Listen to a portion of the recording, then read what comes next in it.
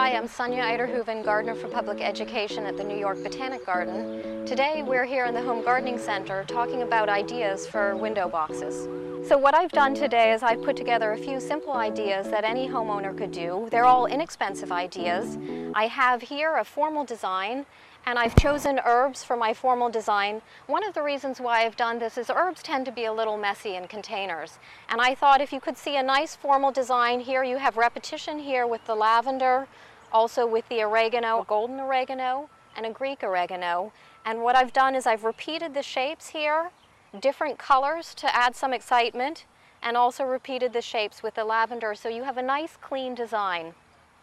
Now, what I always recommend doing if you have herbs in a container is don't be afraid to come and cut it back. So just cut it right above a leaf node, cut it like that, cutting it off.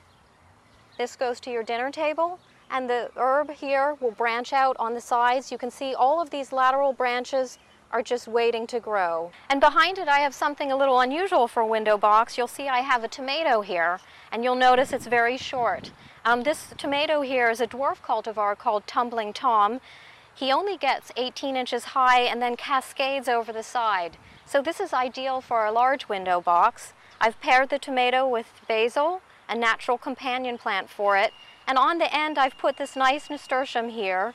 In the nasturtium, both the flower and the foliage are edible. In the front design right here, I've actually created a monochromatic design.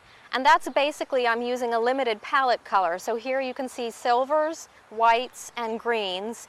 This is one of my favorite plants. It's a Plectranthus. And it's just like a coleus, where if it gets too tall, or if you'd like to encourage side branches, again, just cut it off, and the new shoots will come out here. One of the reasons why you sometimes design with a simple color palette, such as this one, is it brings out the shapes and the textures of this plant. So this arrangement here looks beautiful even though it's not in flower.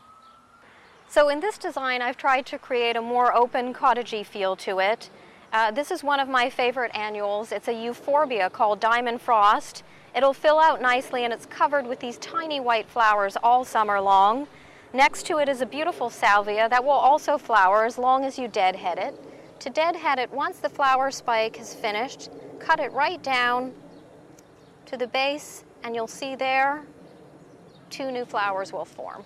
So there's always the temptation when you're at a farmer's market or a garden center to pick up one of every plant that you see.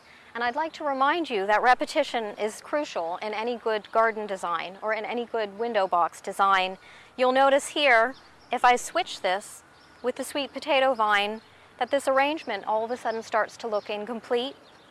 But if I return it back to this simple symmetry here of the euphorbia and the repetition of the purple running through the other plants, that we now have a coherent design. We have more information, blogs, tips, and videos on our website, nybg.org.